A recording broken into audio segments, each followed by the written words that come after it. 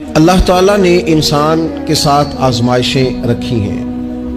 جس طرح اللہ تعالیٰ کی طرف سے ملنے والی نعمتوں کو قبول کرتا ہے، اسی طرح اس کی طرف سے آنے والی آزمائشوں کو بھی کھلے دل سے اسے قبول کرنا چاہیے۔ اور یہ بات درست ہے کہ وما اصابکم من مصیبت فبما کسبت ایدیکم، انسان پر کچھ مصیبتیں وہ آتی ہیں جو اس کے ہاتھوں کے کسب کی وجہ سے آتی ہیں۔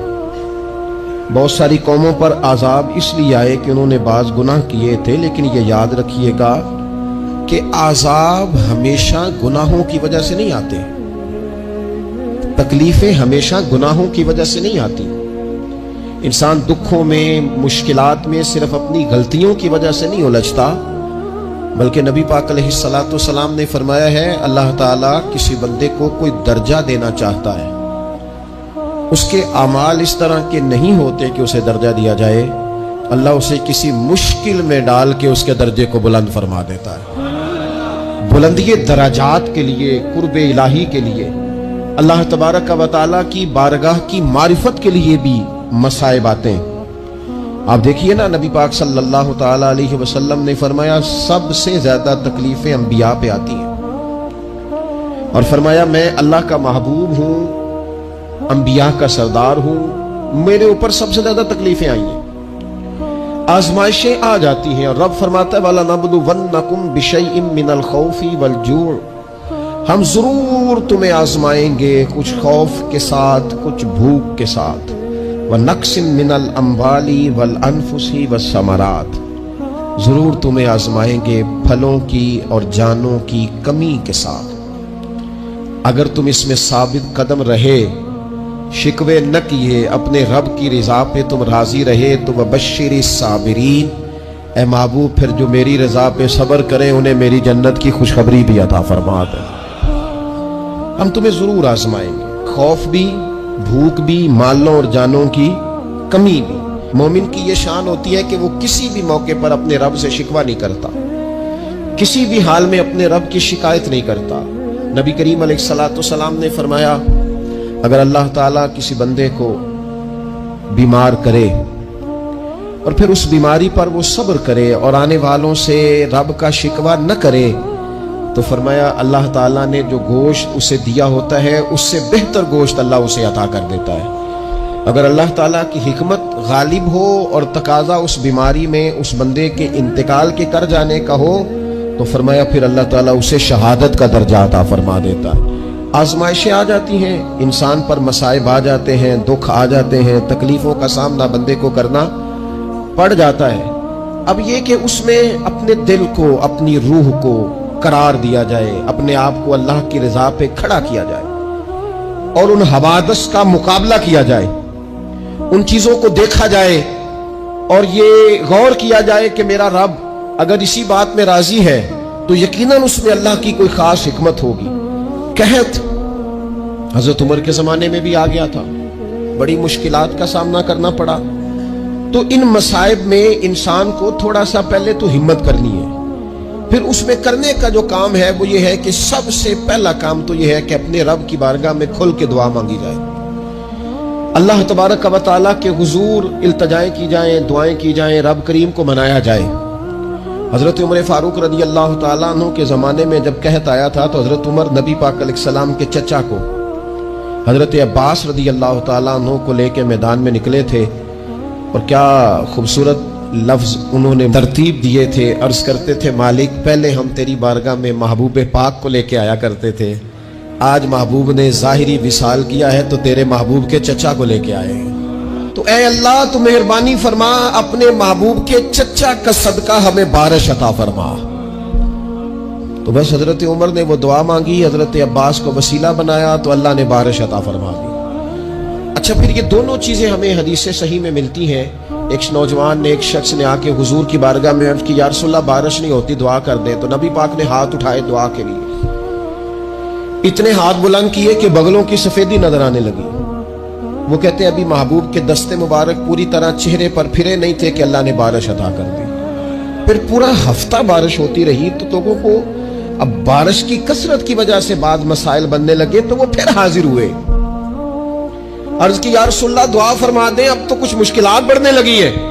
تو حضور نے پھر ہاتھ اٹھائے کہ اے اللہ اپنا فضل نصیب فرما، مہربانی فرما۔ کبھی بارش کی ضرورت ہوتی ہے اور کبھی بارشوں کا کثرت سے ہونا وہ تکلیف کا باعث ہو جاتا ہے بعض جگہوں پر۔ تو کہتے پھر حضور نے دعا فرمائی، ابھی چہرے پہ ہاتھ نہیں پھیرے تھے کہ مدینہ منورہ میں بارش ختم ہو گئی۔ تو سب سے پہلا اور ضروری کام ہمارا آج مزاج بن گیا ہے کہ ہم تبصرے کرتے ہیں، سیاست کرتے ہیں، اس پر بیٹھ کر اب ایک اور دور آ گیا ہے، ویڈیو بناتے ہیں، موبائل چلاتے ہیں، جو کہ بہت بڑا امتحان ہے ہمارے لیے کہ صرف 20 منٹ موبائل کو ہاتھ نہ لگائیں، بہت بڑا امتحان ہے۔ ہو سکتا ہے بہت سارے لوگ بڑی تکلیف میں آ جائیں کہ پورے 20 منٹ گزر گئے، اس پہ ویڈیو بنائیں گے، اس پہ کومنٹس کریں گے، اس پہ یہ کام ہم کرتے ہیں۔ حالانکہ اگر کوئی ایسی مشکل آ جائے تو شریعت نے ہمیں یہ سبق دیا کہ پہلے دعا، پہلے اللہ کی بارگاہ میں حاضری۔ اکبر الہ آبادی نے کہا تھا کہ مصیبت میں بھی اب یاد خدا ہم کو نہیں آتی، دعا منہ سے نہ نکلی، جیبوں سے عرضیاں ہی نکلی۔ ہم محکموں میں درخواستیں دیتے ہیں لیکن دعا کی طرف بڑھتے بڑا خوبصورت کام ہے۔ سب سے پہلے تو یہ کرے کہ وہ جو ہمارے بھائی تکلیف میں ہیں، مجبوری میں ہیں، ان کے لیے اپنے رب کی بارگاہ میں عرض کریں کہ مالک، قدرتوں کا مالک تو تو ہے، ہر چیز تو تیرے دست کرم میں ہے، اور تو کریم اتنا ہے کہ بندوں پہ تو غضب نہیں زیادہ فرماتا، رحمت ہی زیادہ فرماتا ہے، اور تیری رحمت تیرے غضب پر غلبہ رکھتی ہے۔ اس لیے مالک تو کرم فرما، اور یہ جو لوگ ہیں تو انہیں اپنے فضل سے ہی آسانی عطا فرما تاکہ اس مشکل سے نکل آئیں۔ جن دنوں قحط آیا تھا نا مکہ مکرمہ مدینہ طیبہ میں حضرت عمر کے زمانے میں، تو حضرت عمر فاروق فرماتے ہیں میں نے بغیر گھی کے کبھی کھانا نہیں کھایا تھا، لیکن میں نے قسم اٹھا لی تھی کہ جب تک سب لوگوں کو راشن کھانا میسر نہیں آتا میں بھی گھی نہیں کھاؤں گا۔ یہ جو اضافی اخراجات ہیں، ایڈوانس گاڑیاں بک کرانا، نئے ماڈل کے موبائل خریدنا، یہ جو ہمارے صرف ناز نخرے ہیں، صرف ان کو تھوڑا سا کلوز کر لو۔ عجیب بات ہے نا، عجیب ظلم ہے نا کہ ایک بچہ رات کو اس لیے کھانا نہیں کھا رہا کہ اس کی مرضی کا پکا ہوا نہیں، اور ایک طرف میرے ہی وطن میں اس ویڈیو نے بھی میری چیخیں نکلوا دی جس میں ایک بیٹی، اور اس کی عمر بھی بالکل اتنی ہے جتنی میری بیٹی کی عمر ہے، اس سے وہ صحافی پوچھتا ہے، پاؤں اس کے ننگے ہیں اور پاؤں پہ کیڑے چڑھ رہے ہیں، تو اس سے پوچھتا ہے پتر کیا چاہیے؟ وہ کہتی ہے صرف روٹی کھانی ہے، کوئی مطالبہ نہیں، کوئی مطالبہ نہیں، روٹی دا دکھ نہ پوچھو، یہ روٹی بندہ کھا جا دیجیے، روٹی بندہ کھا جا دیجیے۔ اللہ کریم نے فرمایا وَتَعَاوَنُوا عَلَى الْبِرِّ وَالتَّقْوَى، جب تقوی اور پرہیزگاری کا معاملہ ہو تو ایک دوسرے کے ساتھ تعاون کرو، ایک دوسرے کے ساتھ تعاون کرو، ایک دوسرے کا آگے بڑھ کے بازو تھامو، خیر کے کاموں میں ایک دوسرے کی مدد کرو، آگے نکلو۔ ہو جاتا ہے کبھی کبھی ایسا کہ ایک بھائی کے پاس بہت زیادہ مال ہوتا ہے، دوسرے کے پاس کم ہوتا ہے، اور نبی پاک صلی اللہ تعالی علیہ وسلم نے ارشاد فرمایا کہ یاد رکھنا اللہ تبارک و تعالی اتنی دیر تک تمہاری مدد کرتا ہے جب تک تم اپنے بھائی کی مدد کرتے رہتے ہو، اللہ تمہارا مددگار رہتا ہے۔ اور یہ جو مسلمان ہوتے ہیں، مومن، کلمہ پڑھنے والے، ان کے بارے میں میرے نبی پاک علیہ الصلوۃ والسلام نے فرمایا کہ یہ ایک جسم کی مانند ہے، ایک جسم کی طرح ہے۔ مومن ایک جسم کی طرح ہے، جس طرح یہ پورا جسم ہوتا ہے۔ اور حضور نے مثال دے کے بات سمجھائی، فرمایا جسم کا ایک حصہ تکلیف میں ہونا تو سارا جسم اس کا کرب محسوس کرتا ہے، یعنی درد صرف دانت میں ہے لیکن روٹی کھانے کو دل نہیں کرتا، کسی سے بات کرنے کو دل نہیں کرتا، اٹھ کے باہر جانے کو طبیعت نہیں چاہتی، پورا وجود اس کا کرب، اس کی تکلیف محسوس کرتا ہے۔ فرمایا جس طرح ایک جسم کے ایک حصے کو تکلیف ہو، آپ مجھے بتائیے نا، آپ کے دانت میں تکلیف ہے تو کیا کبھی آپ کے دماغ نے کہا ہے کہ ڈاکٹر کے پاس نہیں جانا؟ پیروں نے کہا ہے میں نے نہیں چل کے جانا، یہ تو مسئلہ صرف اور صرف دانت کا ہے، دانت جانے، اس کا کام جانے؟ ایسا ہوتا نہیں۔ دانت میں تکلیف ہوتی ہے تو ذہن منصوبہ بندی کرتا ہے، وہ کہتا ہے یار یہ پتہ کرو دانت کا ڈاکٹر کہاں بیٹھتا ہے، پھر آپ کی زبان ہلتی ہے، معلومات کرتی ہے، پھر آپ کے پیر چل کے وہاں جاتے، اور پھر آپ اپنے دل سے ما فی ضمیر وہاں بیان کرتے، پھر آپ اپنا کمایا ہوا سرمایہ خرچ کرتے ہیں. بھئی ایک دانت کو تکلیف ہے تو رہنے دو, سارے جسم کو کام میں کیوں لگایا ہے؟ تو معنی یہ ہے کہ جب جسم کا ایک حصہ تکلیف میں ہو, باقی سارے سپورٹ کرتے ہیں تاکہ وہ ٹھیک ہو جائے. تو حضور نے فرمایا میرے سارے مومن ایک جسم کی طرح. سارے مکے سے ہجرت کر کے مدینے آئے, گھر بار پیچھے رہ گئے, جائیدادیں پیچھے رہ گئی, کاروبار پیچھے رہ گئے. حضور نے فرمایا تم بھائی ہو. لیکن وہ صحابہ تھے نا, انہوں نے بھائی بھائی اپنے آپ کو صرف تقریروں میں نہیں سمجھا تھا. انہوں نے اپنے آپ کو بھائی بھائی صرف محفلوں کے نعروں میں نہیں سمجھا تھا. انہوں نے اپنے آپ کو بھائی بھائی صرف ادیب شاعر کی شاعری میں نہیں سمجھا تھا. وہ من سے ان کی آوازیں آتی تھی ہم سچ مچ کے بھائی ہیں. انہوں نے طے کر لیا تھا کہ ہم بھائی ہیں. لہذا جب حضور نے کہا نا آپ تمہارے بھائی وہاں سے ہجرت کر کے آئے ہیں تو ان کی مدد کرو, تو پھر انہوں نے صحیح والا بھائی سمجھا. دھاگا رکھ کے اپنا گھر تقسیم کر کے آدھا اپنے بھائی کو دیا, کاروبار بانٹ کے اپنے بھائی کو دیا. جس کے پاس 4 اونٹ تھے اس نے 2 اپنے بھائی کو دے دیے. چلتے کاروباروں میں بھائیوں کو شریک بنا لیا. انہوں نے انہیں اس طرح کر کے رکھا کہ پھر وہ جو مہاجر تھے وہ مہاجر رہے ہی نہیں. انہیں یوں لگا کہ ہم تو ایک گھر سے اپنے دوسرے گھر میں شفٹ ہوئے. انہیں کسی جگہ بھی کوئی تکلیف نہیں آئی. لیکن امیر آدمی غریب کو بھائی سمجھنے کو تیار ہوتا نہیں. تگڑا بندہ چھوٹے کے قریب جانے کے لیے راضی ہوتا نہیں. جب تک وہ خاص ذہن نہ بنے جو ذہن ہمیں رسول پاک صلی اللہ علیہ وسلم نے عطا کیا, اتنی دیر تک انسان اس مقام تک پہنچ نہیں سکتا جہاں وہ اپنے بھائی کے لیے خیر کا معاملہ کرے. تو ایک تو یہ کہ ہمیں آگے بڑھنا چاہیے, ان لوگوں کو اپنا بھائی جاننا چاہیے. چوتھی بات, اسلام کے اندر نا ہر ذی روح کے ساتھ نیکی کرنے کا اجر ہے. ہر تر جگر والے کے ساتھ نیکی کرنے کا ثواب ہے اسلام کے اندر. جو تر جگر رکھتا ہے, جس کے وجود میں روح ہے, اس سے نیکی کریں اجر ملے گا. صحیح حدیث میں موجود ہے نا. اور میرے خیال ہے آپ سب کو وہ حدیث آتی ہے کہ نبی پاک علیہ السلام نے فرمایا کہ ساری زندگی گناہ کرنے والی عورت نے کتے کو پانی پلایا تھا تو رب نے بخشش فرما دی. کتا حلال جانور بھی نہیں, کتے کو پانی پلایا, ساری زندگی کے گناہ تھے, اللہ نے معاف کر دیا.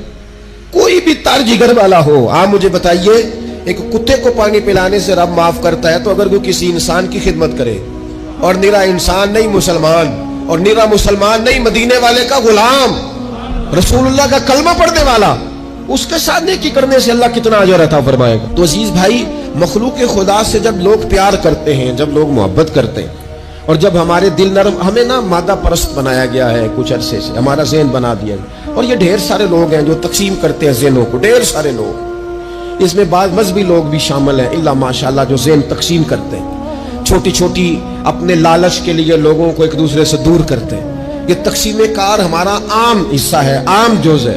یاد رکھنا, جب قومیں مادہ پرست ہو جاتی ہیں نا, جب وہ ہر چیز کو پیسے میں تولتی ہیں اور پہلے اپنا نفع دیکھتی ہیں, پھر وہ معاشرہ انسانوں کا معاشرہ نہیں رہتا, وہ تاجروں کا معاشرہ ہوتا ہے. وہاں ہر چیز سیل ہوتی ہے, بیچی جاتی ہے. دوستو, قلبی طور پر جب دلوں میں گنجائش ہوتی ہے, جب ہمارے دلوں میں وسعت ہوتی ہے, جب ہمیں پیار کرنا آتا ہے, 2 آدمیوں کا کھانا 3 آدمی کھا سکتے ہیں. شرط یہ ہے کہ وہ تیسرے کو بٹھانے کی وسعت رکھتے ہوں. 4 آدمیوں کا کھانا 5 آدمی کھا سکتے ہیں. شرط یہ ہے کہ ان کے دلوں میں گنجائش موجود ہو. یاد رکھنا, ایک چھت کے نیچے ایک ہی گھر کے اندر 4-5 خاندان گزارا کر سکتے ہیں. شرط یہ ہے کہ ان کے دلوں میں گنجائش موجود ہو. شرط یہ ہے کہ وہ قلبی کیفیات وہی رکھتے. لیکن ہمیں نا کچھ مست سا کر دیا گیا ہے اپنی اپنی دنیا داری میں, کچھ محب سے ہیں, کچھ اس طرح کا ماحول بنا دیا گیا, مجھے کیا لینے دیں, کیا لینے دیں مجھے. مذہبی لوگ بھی اتنے لاکھ کی محفل نعت, اتنے لاکھ کا عرس, اتنے لاکھ کی فلانی شے. اور خدا کے بندو, کچھ دیر کے لیے چھوڑ لو, کچھ دیر کے لیے مہربانی کر لو, اور دیکھو تو صحیح ضرورت کس چیز کی زیادہ ہے. چلو کوئی تو گنجائش پیدا کرو زندگی میں, کہیں کسی ایک چیز کو روک لو. مستحب کا اور واجب کا فرق ہی نہیں سمجھتے. اقبال کہنے لگے, یہ کسی شوخ نے لکھ دیا یہ جملہ محراب مسجد پر, کہ یہ ناداں گر پڑے سجدے میں جب وقت قیام آیا. وقت تو قیام کا تھا, تم سجدوں میں ہو. اٹھنے کا ٹائم تھا, لوگوں کی مدد کرنے کا وقت تھا, اور تم ابھی بھی اپنے ختمات شریف میں الجھے ہوئے ہو. کل 10واں چہلم مستحب ہے, 2 آدمی بیٹھ کے ختم دلا لے ہو جاتا ہے. یہ باقی کا لاکھوں روپے کا مال ان جگہوں پہ پہنچایا جائے جہاں ضرورت ہے. محفل نعت آپ کے محلے کا نوجوان بھی نعت پڑھ سکتا ہے, مقامی خطیب کو بھی تقریر آتی ہے, ہر جمعے کرتا ہے, اور بڑے کام ہے کرنے والے, لیکن وہ بس ٹھیک ہے ہم جہاں لگ گئے وہاں سے ہلنے کو تیار ہی نہیں. ایک مخصوص سا مزاج بنا لیا, اس سے باہر آنا ہی نہیں چاہتے, پسند ہی نہیں کرتے. تو اپنی زندگی کے اندر وسعت پیدا کریں, اپنے دل میں وسعت پیدا کریں. یاد رکھیں جب بندہ کسی کے بچوں کا سوچتا ہے تو اللہ اس کے بچوں پر فضل فرماتا ہے. جب انسان کسی کا گھر آباد کرتا ہے رب اس کا گھر آباد کرتا ہے. حضرت ابوبکر صدیق فرمایا کرتے تھے تو اللہ کے دین کی خدمت میں لگ جا, تیرا ذاتی کوئی کام رب روکنے نہیں دے گا, وہ سارے تیرے کام ہوتے رہیں. ہم کیا سمجھتے ہیں کہ تگڑی تقریروں سے لوگوں کو قریب کر لیں گے, یا ہم کیا سمجھتے ہیں کہ بڑے بڑے پوسٹر لگائیں گے محفلوں کے تو لوگوں کو, ہم کیا سمجھتے ہیں حساب صرف نمازوں کا ہونا ہے, ہم کیا سمجھتے ہیں کہ حساب صرف ہم سے سجدوں کے بارے میں پوچھا جائے گا.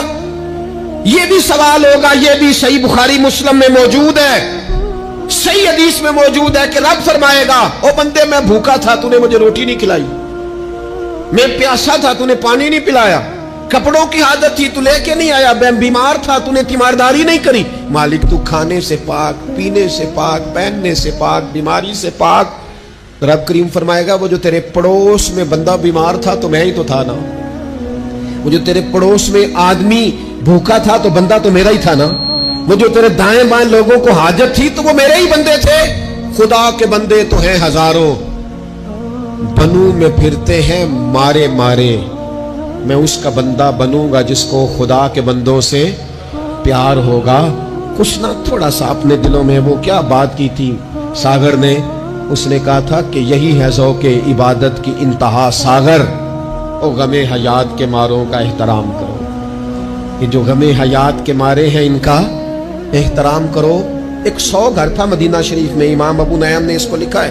ہمارے ہاں بھی لوگ افطاری کراتے ہیں, سیاسی افطاری رمضان میں, سیاسی افطاریاں جن سے ہمیں کام نہیں پڑتا, جن سے ہمیں کل کو کام نکلوانا ہو تو ان کی روٹی پکائی جاتی ہے. سیاسی ولیمے, سیاسی دعوتیں, سیاسی لوگوں کے اجتماعات, VIP کے لنگر, یہ ہمارا کلچر بن گیا ہے, یہ ہمارا مزاج بن گیا ہے. اور نبی پاک علیہ السلام نے فرمایا لعنت اس دعوت پر جس میں امیروں کو بلایا جائے اور غریبوں کو نظر انداز کیا جائے, وہ تو ملعون دعوت ہے. 100 گھر پورا تھا مدینہ منورہ میں, جس میں 3 وقت کا کھانا, بچوں کے کپڑے, اگر کوئی بیمار ہو جاتا تو دوائیاں, اور دے کون جاتا ہے اللہ ہی بہتر جانتا ہے. ایک نقاب پوش آتا تھا, دروازے پہ دے جاتا تھا, نام پوچھتے تھے تو ناراض ہو جاتا تھا.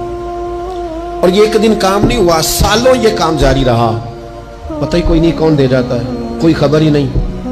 پھر اچانک 2-3 دن ہو گئے, وہ لنگر آنا بند ہوا, وہ اخراجات اٹھانے ختم ہوئے. اب لوگ ایک دوسرے سے پوچھنے لگے کہ وہ کھانا تیرے گھر بھی نہیں آیا, تیرے گھر بھی نہیں آیا, پتہ کرو کب سے نہیں آیا, پتہ کرو کب سے نہیں آیا. تو طے ہو گیا, جب لوگوں نے تاریخیں لگانی شروع کی, ایک دوسرے کے ساتھ ملانی شروع کی, تو 18 محرم سے میرے گھر نہیں آیا. ہاں ہمارے ہاں بھی 18 محرم سے نہیں آیا, پتہ کرو, تحقیق کرو. پتہ چلا کہ 18 محرم کو امام زین العابدین کا وصال ہوا ہے. سیدہ پاک کا یہ شہزادہ, امام حسین کا کربلا میں بچ جانے والا یہ جانشین, ایک 100 گھروں میں اور تھوڑی سی آبادی, 100 گھروں میں 2 وقت کھانا, اور اپنے کندھے پہ توڑا رکھ کے, لنگر کی بوری رکھ کے پہنچا کے آتے, اور چہرے پہ نقاب ہوتا. کوئی پوچھتا نام کیا ہے تو ناراض ہو جاتے. 100 گھروں میں کھانا جاتا. ان کے وصال کے بعد جب غسل دیا جا رہا تھا تو موٹے موٹے نشان تھے کمر پہ. لوگوں نے ان کے بیٹے سے پوچھا کہ یہ کیا ہے, تو فرمانے لگے میرے والد اپنے کندھوں پہ تھیلے رکھ کے آخر عمر تک